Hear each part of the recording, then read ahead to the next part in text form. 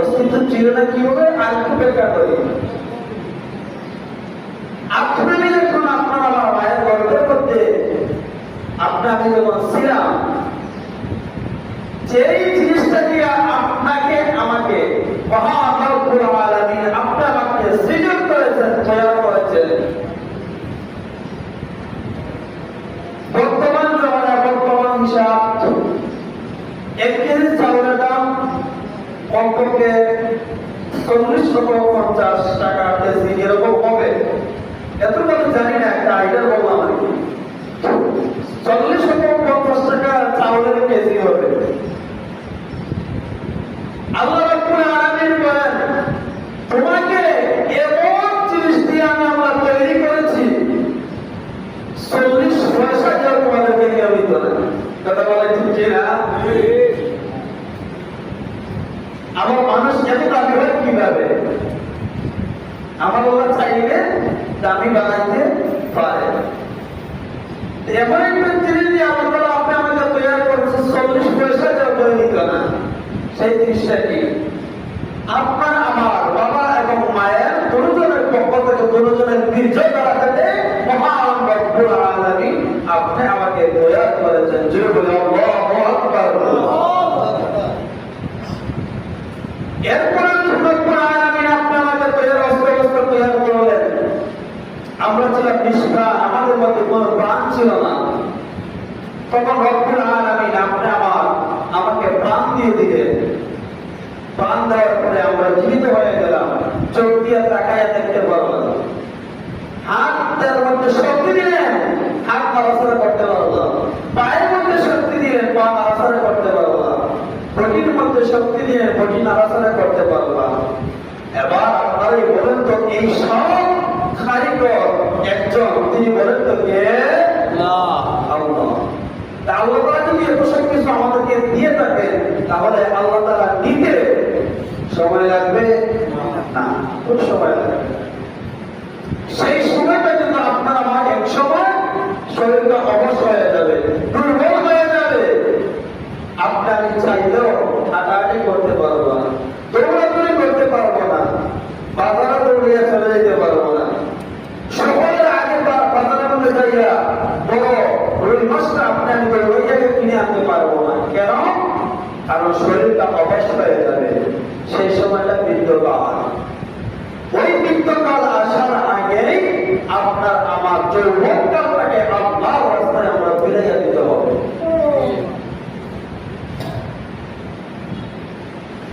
যারা বয়স্ক হয়ে গেছেন, বয়স হয়ে গেছে, তাদের দিকে তাকাইয়া দেখবেন তাদের কি অবস্থা।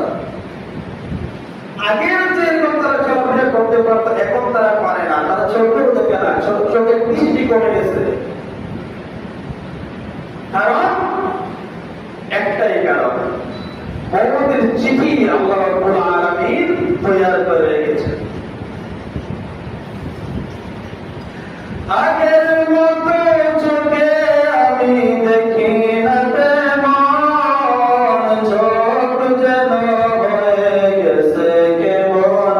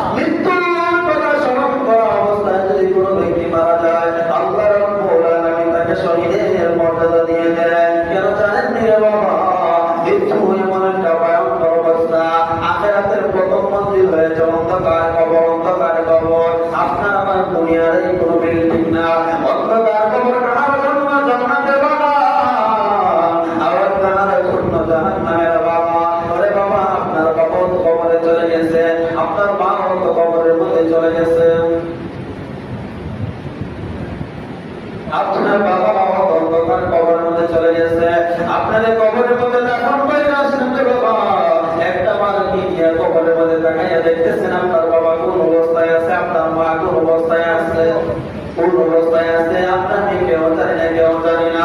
আল্লাহর নবী বলেন অন্ধকার কবরবাসী কবরের ব্যক্তি যদি দুনিয়ার মধ্যে আয়েশা যদি বলতে পারতো এই দুনিয়াবাসী আমার সন্তান আমার ভাই বন্ধুরা রে, কবরের জায়গা শান্তির জায়গা নয়, কবরের জায়গা শান্তির জায়গা না, বড় ভয়ঙ্কর জায়গা।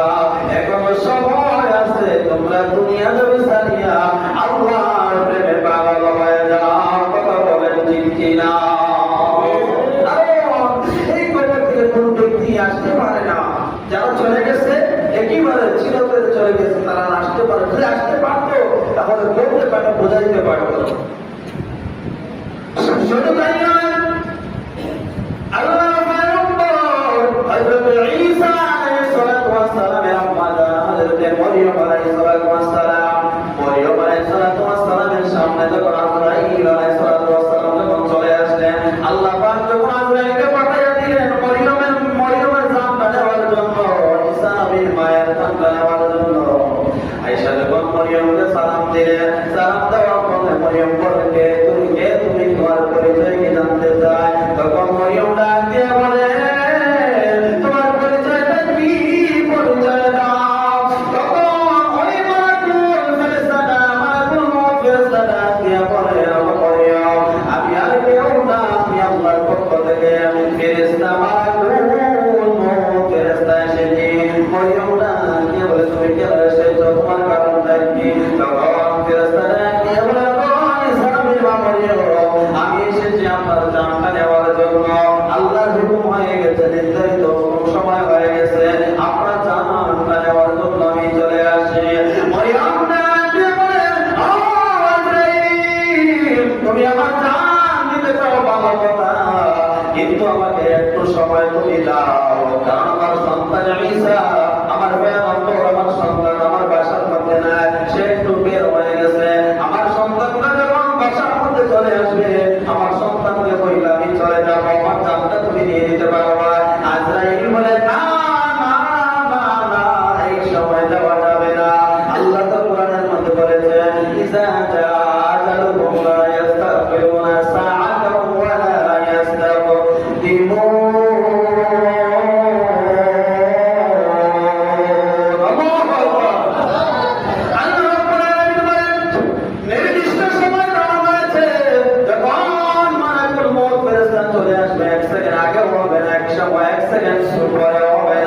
নির্দিষ্ট সময় মোতাবেক আপনি আমার জান নিয়ে আজরাইল চলে যাবে, আওয়াজ দিয়ে বলা যাবে আল্লাহু আকবার।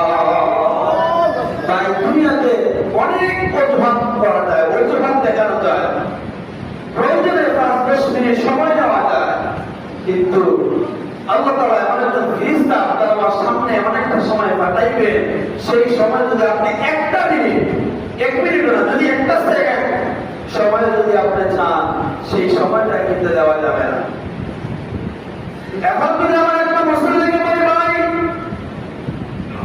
আপনার সামনে আমার 5টা মিনিট কথা বলার দরকার, আপনি 5টা মিনিট সময় আপনি আমাকে দিতে পারবেন কি? যদি আপনার ইমার্জেন্সি হয় তাহলে বলবেন হুজুর আমি একটু পরে আপনার সঙ্গে 5টা মিনিট কথা বলবো। আমি বলবো ঠিক আছে, 5টা মিনিট সময় আমাকে দিয়ে কথা বলবো, 5 মিনিট পরে আপনি আসবেন। ভাই দুনিয়াতে ইমার্জেন্সি সারতে পারবেন, ইমার্জেন্সি কাজ চাইলে ওয়াশারা করতে পারবেন, কিন্তু মালাকুল মউত ফেরেশতা যখন আপনি আমার কাছে যখন চলে আসবে ভাই, যেমন অবস্থায় যদি আপনার মা যদি সরাতের মধ্যে থাকে, এর চাইতে তো আর বড় কোনো ইমার্জেন্সি হইতে পারে না। যদি আপনার মা যদি বাবা যদি সরকার থাকার যদি বলে আজরাইল আমার মা সরকার আমার বাবা সরকার, একটা মিনিট সময় আমাকে দাও, আমি দেখা করে চলে আসবো। আল্লাহ ফেরেশতারা দিয়ে বলবেন আরে না না না, তুমি কত ঘন্টার পর ঘন্টা তুমি সময় নষ্ট করে ফেলেছো, মিনিটের পর মিনিট তুমি সময় নষ্ট করে ফেলেছো, আজকে সেই সময় তোমাকে দেওয়া হবে না। আজরাইল মরিয়মকে ডাক দিয়ে বললেন তোমাকে আর সময় দেওয়া যাবে না, এই মুহূর্তে জানটা নিয়ে যাইতে হবে। সাথে সাথে মালাকুল মউত মরিয়মের জানটা নিয়ে গেলেন, জানটা নেওয়ার পরে প্রাণটা পড়ে আছে কিছুক্ষণের মধ্যে আল্লাহর পয়গম্বর ঈসা আলাইহিস সালাম চলে আসলেন আয়েশা দেখতেছেন ওনার মা শুয়ে আছে বিছানার মধ্যে ডাক দিলেন মা গো মা তুমি কেন শুয়ে আছো গো মা ও মা তুমি আমার সঙ্গে কেন কথা বলো না আল্লাহর পয়গম্বর তাকায়া দেখতেছে ওনার মা দুনিয়ার জমিনের মধ্যে আর কোনো জীবিত না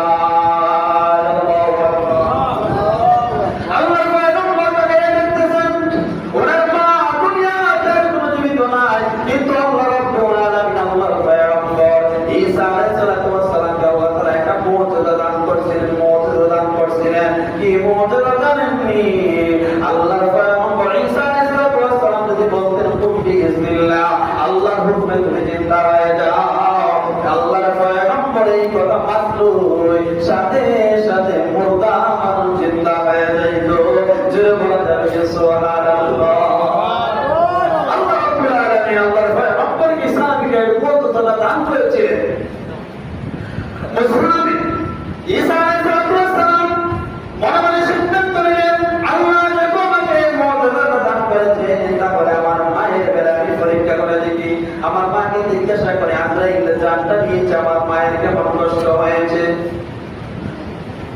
যখন ঈসা নবী ওনার মাকে বললেন আল্লাহর হুকুমে আপনি দাঁড়িয়ে যান আপনি জিন্দা হয়ে যান তখন আল্লাহর হুকুমে মরিয়ম আলাইহিস সালাম জিন্দা হয়ে গেলেন জিন্দা হওয়ার পরে ওনার মাটা কিনা বাবা ঈসা তুমি কি বাসায় চলে আসছো উনি বলে হ্যাঁ মা আমি চলে আসি গো মা ও মা তুমি আমার সাথে কথা না বললে তুমি চলে গেছো গো মা এত তাড়াতাড়ি তুমি আমাকে সাইরা চলে যাইতে পারো না ওনার মা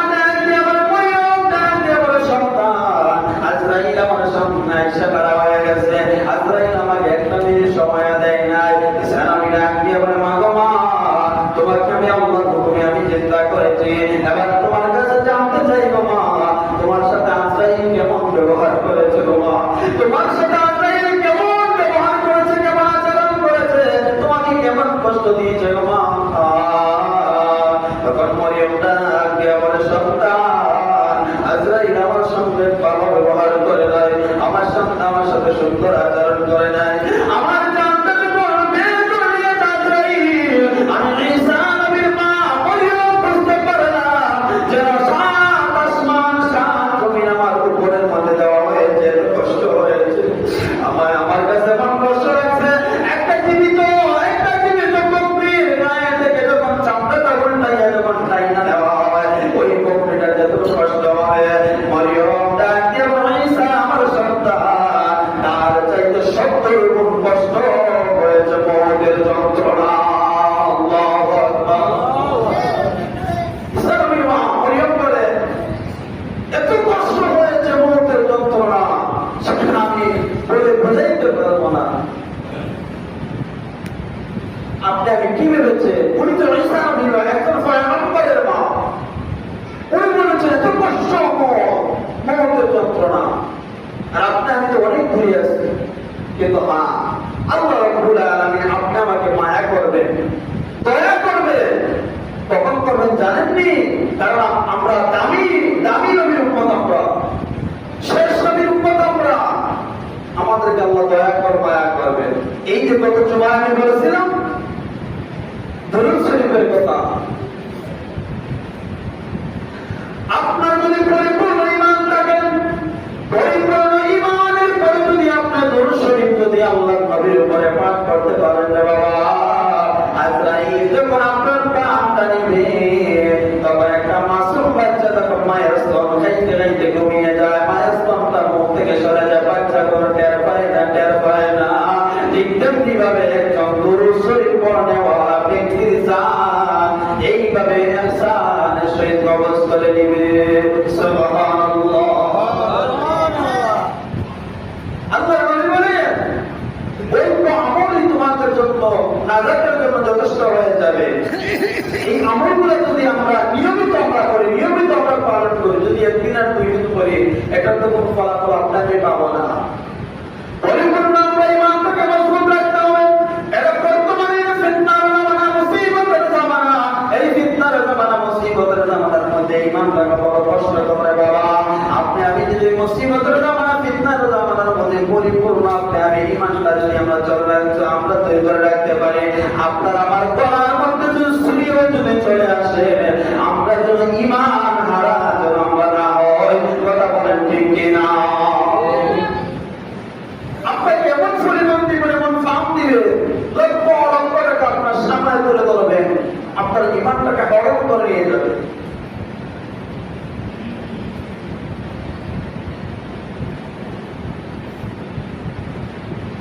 সেই জায়গা থেকে আপনি আমি বাঁচতে হবে, পয়সা থাকতে হবে। আল্লাহর অন্তরের মধ্যে রাখতে হবে, আল্লাহকে ভয় করার মতো ভয় করতে হবে। তার পাশাপাশি নবী মুহাম্মদ রাসূলুল্লাহ সাল্লাল্লাহু আলাইহি ওয়াসাল্লামের মহব্বত অন্তরের মধ্যে জাগ্রত রাখতে হবে। নবীজির সিরাত, নবীজির মিলাদকে আমরা লালন করতে হবে অন্তরের মধ্যে। আর ইমানের সহিত আমরা বেশি বেশি করে আমরা নেক আমল করতে হবে। আল্লাহর নবী বলেন, ইমানের সহিত যদি আমার মুহাম্মদ যদি নেক আমল করে, কালকে আমাদের ময়দানে ওই নেক আমল উসিলা বানাইয়া আমার আল্লাহ জান্নাত দিয়ে দিবে। জোরে বলি সুবহানাল্লাহ। নেক আমলে এত পাওয়া, এত মর্যাদা।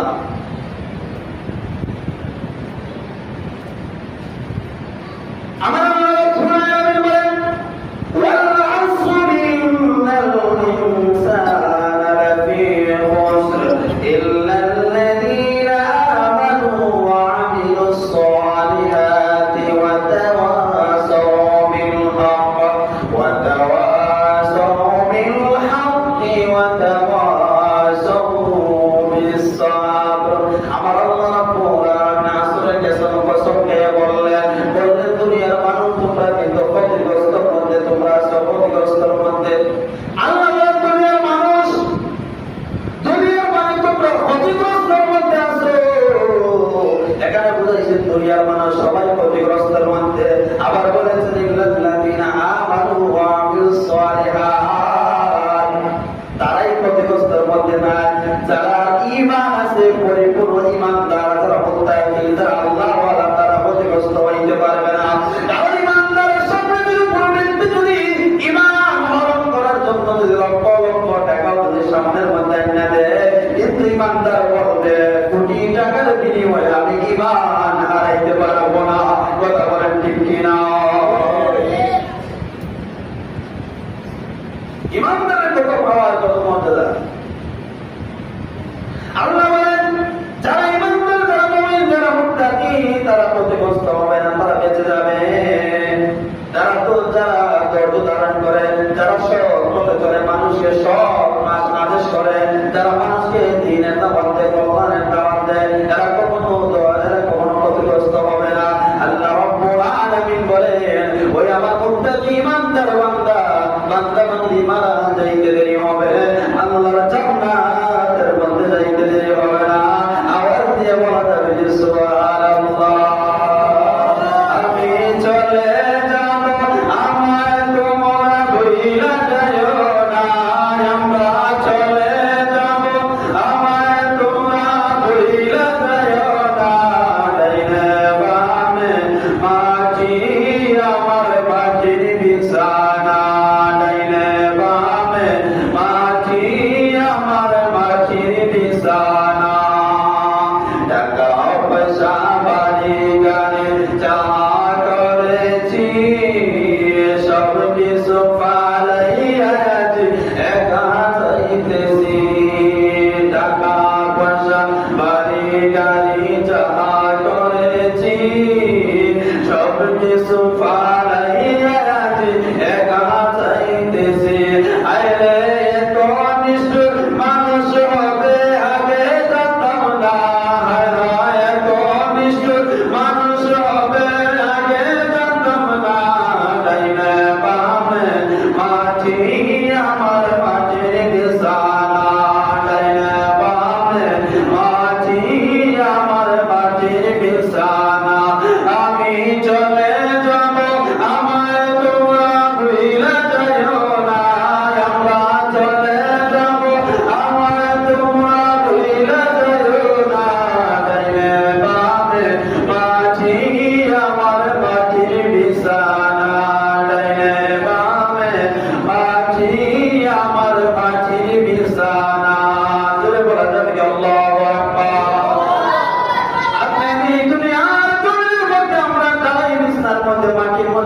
থাকতে পারি না, শরীরের মধ্যে ময়লা লাগে যাবে, আবর্জনা লাগে যাবে। আমরা সুন্দর বিছানার মধ্যে আমরা থাকি, শুধু খাটের মধ্যেও থাকতে পারি না, শরীরের মধ্যে ব্যথা লাগে। আমরা যা কিন্তু সুখ আমরা ব্যবস্থা করি, কোথায় কই আমরা আরামের মধ্যে আরামে থাকতে চাই, কিন্তু আমরা একবার তো চিন্তা করি না এই জমিনের মধ্যে আমরা এত আরাম খুঁজতেছি, এত আরাম আমরা খুঁজতেছি, অন্ধকার কবর যাওয়ার পরে আপনি আমাকে তো এত আরামদায়ক যা কিন্তু সুখ আপনি আমাকে কেউ দিবে না। ডানে থাকবে মাটি, বামে থাকবে মাটি, উপরে থাকবে মাটি, মাটির সামিয়ানা, আবার নিচে দিয়েও থাকবে মাটি, কোনো আলো নাই, কোনো বাতাস নাই, দরজা নাই, জ্বালানা নাই, নাই নাই নাই নাই কিচ্ছু নাই। ওই অন্ধকার কবরের মধ্যে আপনি আমি একা একা কিভাবে থাকবো বাবা, একটা বার চিন্তা করে দেখেন। আল্লাহ নবী বলেন, যদি তোমাদের অন্তরের মধ্যে কখনো যদি অহংকার চলে আসে, তোমাদের মধ্যে যদি কখনো যদি তাকব্বুর যদি চলে আসে, নিজেকে যদি ক্ষমতাশীল মনে হয়, তোমরা নিজেকে ক্ষমতাশীল কখনো মনে করিও না, নিজের মধ্যে অহংকারী কখনো তোমরা নিও না। তাহলে নিজের মধ্যে যদি অহংকারী কখনো চলে আসে, তাহলে তোমরা দৌড়াইয়া গুরুস্থানের মধ্যে তোমরা চলে যাও। গুরুস্থানের মধ্যে যাইয়া একটু জ্ঞান জ্ঞান তৈরা তুমি তাকাইয়া থাকবা, আর চিন্তা করে থাকবা অন্য কবরের মধ্যে তোমার বাবা আছে, ওই কবরের মধ্যে তোমার দাদা আছে, ওই কবরের মধ্যে তোমার নানা আছে, ওই কবরের মধ্যে তোমার নানি আছে। আমার নানা তো একজন বিরাট বড় ক্ষমতাশীল ব্যক্তি ছিল, আমার বাবা তো একজন বিরাট বড় গরিব মানুষ ছিল, কিন্তু আমরা পঞ্চম টাকা পয়সা সব কিছু এই জমিনের মধ্যে রেখে ওই সাদা সাদা সাড়ে সাদা 3 টুকরা কাপড় নিয়ে অন্ধকার কবর মধ্যে চলে গেছে। আজকে আমার বাবা সব কিছু জানিয়া কবরের মধ্যে ঘুমিয়ে রয়েছে, কিন্তু ওই কবরের মধ্যে বাবাটা কিভাবে আছে আপনি আমি জানার কোনো ক্ষমতা নাই। কথা বলেন ঠিক কিনা? আল্লাহ নবী বলেন, যদি কোনো ব্যক্তি ঈমানের সাথে দুনিয়াতে আমল অর্জন করিয়া যদি কবরের মধ্যে চলে যাইতে পারে বাবা, ওই কবরটা তার জন্য হয়ে যাবে, তার জন্য হয়ে যাবে জান্নাতের বাগান। আল্লাহ নবী বলেন, ঈমানদার ব্যক্তি যখন মারা যায়, ওই কবরের মধ্যে ওই কবরের মাটি ওই ঈমানদার ব্যক্তিকে ডাকে, তাড়াতাড়ি ডাকে, আর বলে ওই ঈমানদার আল্লাহর বান্দা, ওই ঈমানদার আল্লাহর বান্দি, তাড়াতাড়ি আমি মাটির মধ্যে চলে আসো, তাড়াতাড়ি চলে আসো, কারণ ঈমানদার ব্যক্তির জন্য আমি মাটি এতদিন ধরে অপেক্ষা করতেছি। আওয়াজ দিয়ে বলা যাবে সুবহানাল্লাহ। ঈমানদার ব্যক্তির সাথে মাটি বন্ধুত্ব আচরণ করবে, তাকে কোনো কষ্ট দিবে না, তাকে কোনো আঘাত দিবে না। আর গুনাহগার নাফরমান ব্যক্তি যখন মারা যায়, নাফরমান ব্যক্তি যখন মারা যায়, তখন তাকে এই জায়গার মধ্যে দাফন করা হয়, ওই কবরের মাটি, ওই কবরের মাটি আল্লাহর কাছে বলে, আল্লাহ তোমার ওই নাফরমান ব্যক্তিকে, নাফরমান মৃত্যু ব্যক্তিকে আমার মধ্যে দিও না, আমি সইতে পারি না, আমি মাটির উপরে দিয়ে চলে চলে অনেক গুনাহ করেছে, অপরাধ করেছে, মাফ করেছে, আল্লাহ ওই পাপী বান্দাকে আমি মাটির মধ্যে দিও না, আমি সহ্য করতে পারি না। আর ঈমানদার নেককার বান্দাবান্দির জন্য ওই মাটি আল্লাহর কাছে বলে, আল্লাহ তোমার বান্দাটাকে, তোমার বান্দাকে তাড়াতাড়ি আমি মাটির মধ্যে দাও, ওই ঈমানদার ব্যক্তির জন্য আমি অপেক্ষা করতেছি। আল্লাহ রাব্বুল আলামিন আপনি আমাদের সকলকে যেন মুমিন মুত্তাকি ঈমানদার হয়ে যেন নেক আমল করে যেন এই দুনিয়া থেকে কবরের মধ্যে আমরা যাইতে পারি। আল্লাহ তাআলা তৌফিক দান করেন। সবাই বলে আমিন।